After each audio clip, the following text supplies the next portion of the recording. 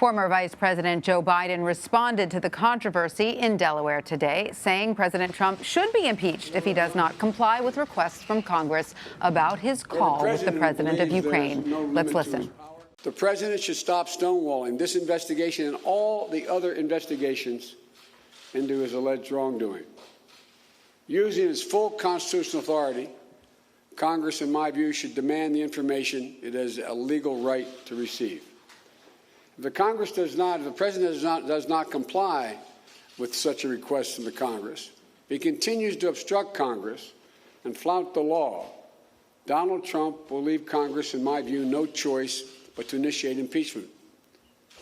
That would be a tragedy, but a tragedy of his own making. And joining me now are Caitlin Huey-Burns and Bo Erickson. Caitlin is a CBSN political reporter, and Bo is a CBS News campaign embed covering the Biden campaign. Thanks to both of you for being with us. Bo, let me start with you. This is essentially the same position Biden took over the weekend, that impeachment should be the path forward only if the Trump administration continues to stonewall Congress. Do you have any sense why Biden didn't follow the lead of many House Democrats and call for impeachment to move forward? Well, yes, the Biden press corps rushed to Delaware today for the statement on impeachment and what we may hear from Mr. Biden. But it sounds like Mr. Biden is playing the long view here. He said the similar thing on Saturday, but then also our political unit has noted, Ellie Watson and Aaron Navarro, that he has been saying something similar going back to May, actually. And I just was kind of figuring out what are the goalposts here for Joe Biden. So I actually went to go look at the congressional record back from February 1999 when there was an impeachment trial of President Bill Clinton. And at the time, then Senator Joe Biden said, "We must find that the president has violated federal crime statutes, not just that he did bad things." And then another goalpost also that Joe Biden had at the time was, "It is very important for both history's sake and for fairness' sake that we keep our eye on the ball." Right. So it seems like Joe Biden here in 2019 is keeping his eye on the ball, which is the election possibly. So, Bo, is Biden, though, in a peculiar situation because he's also somewhat involved in this controversy,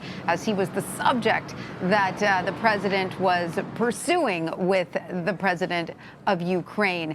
Does he run the risk of, if he complains about it too much, he looks like he may be guilty? Well, peculiar is one word for it, definitely. The Biden campaign has taken every opportunity to say that this is politics at play. Joe Biden has also said last weekend that he could beat Donald Trump like a drum. And so every time we hear Trump talk about the connections from Ukraine and the Bidens, the press corps and potential voters out there should think politics. It is a sticky situation only for Republicans, the Biden campaign says. Interesting. All right. So, Caitlin, I want to turn to some of the other candidates in this race, Elizabeth Warren, Julian Castro. They've been calling for impeachment for a while now, and it sort of seems like others are now getting on their bandwagon.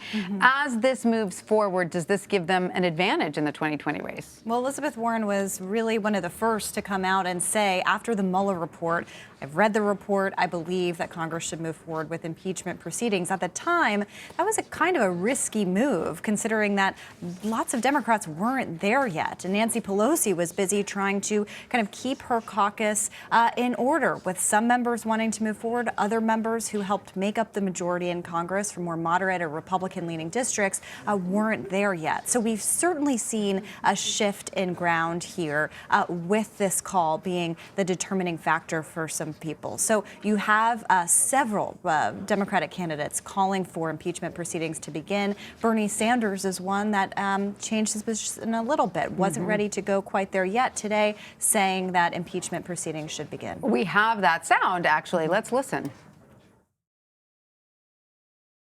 I'm a United States Senator, and in that case, my job is to act as part of a jury to determine whether the president is guilty or not. Now, as I have just told you, I believe, based on what I have read and what I know, is that there are impeachable offenses, okay?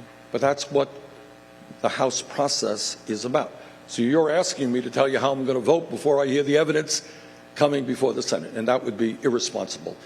So I've told you what I think,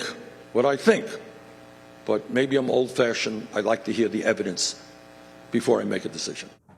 So, you know, Sanders is one of several senators in this race. Does that complicate the situation at all? Well, it's interesting because several senators are running for president, and in some ways that has given them some political cover, right? Because they don't have to make the first move in the House. On the other hand, it does create some complications for some of them because they are ultimately going to be dealing with these issues. We have seen today that Republicans aren't budging on this. In fact, they seem to be on the president's side so far. Could that change considering how this goes? We really don't know how this will shape out. But it is notable that when we're on the campaign trail, we're talking to a lot of voters. I'm sure Bo does the same.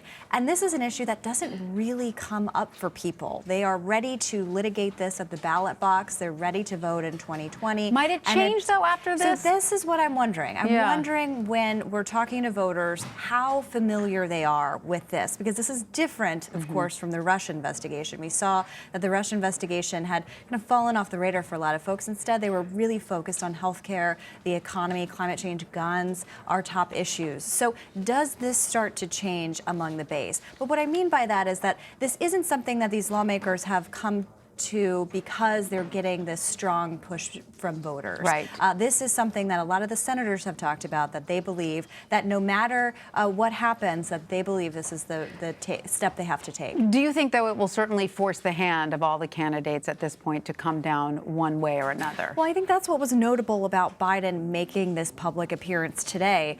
Bo pointed out rightly that he is saying essentially what he said over the weekend, but the fact that it was in this kind of setting, that he called reporters to Wilmington, that he did this on camera, but not quite going as far as some of his other contenders, I think shows kind of where we are here, that there was this feeling to address it. Right. And Bo, you have been speaking to people in and around the Biden team.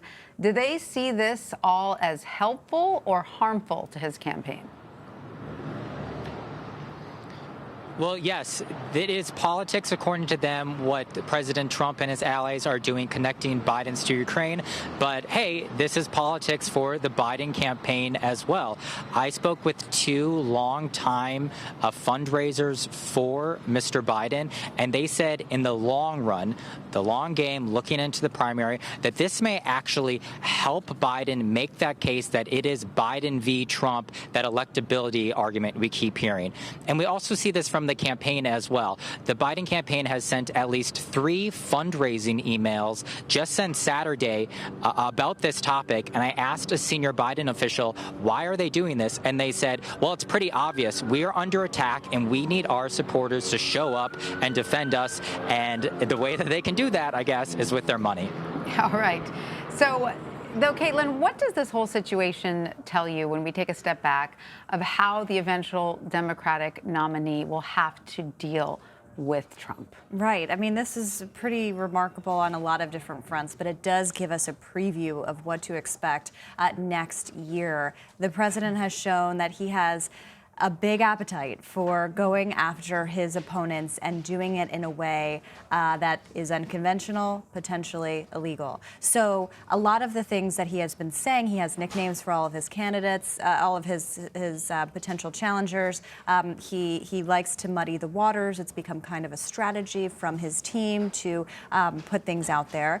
And this is what we hear from voters all the time, is when they're assessing these candidates, they're really imagining them on the debate stage or on some kind of national stage with Donald Trump. And he's very good at deflecting his questionable behavior onto others. Right, and these voters really are aware of that. I mean, we know they put defeating Donald Trump as their priority, but they do try to imagine whoever they want to pick as kind of going toe-to-toe with Trump. And we hear from a lot of voters that they want someone who can really take him on. So that is something that the Biden campaign was trying to show today as well. Not acknowledging any of the underlying issues, but really trying to take this back. Well, I do want to read a statement from Brad Parscale, the Trump 2020 campaign manager. It just came out in response to all of this. It says, Democrats can't beat President Trump on his policies or his stellar record of accomplishments, so they're trying to turn a Joe Biden scandal into a Trump problem. The misguided Democrat impeachment strategy is meant to appease their rabid, extreme leftist base, but will only serve to embolden and energize President Trump's supporters and create a landslide victory for the president. What are the chances that that is true? What are the chances, Caitlin, that this will just energize the base?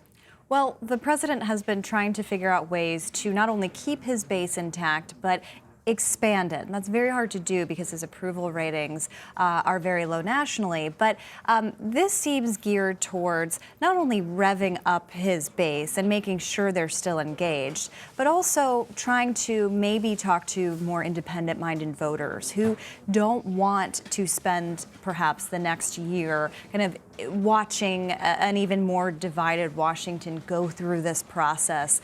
And so this might be a way that the campaign is hoping to reach out. But it is notable, though, that they do muddy the waters. They do put these allegations out there without the backup. And it does certainly could have an effect. Now, does this energize the Democrats to a larger extent? Does it turn some independents off? These are all questions that we'll have to wait and see. Absolutely. Well, Caitlin Huey-Burns and Bo Erickson, thanks to both of you.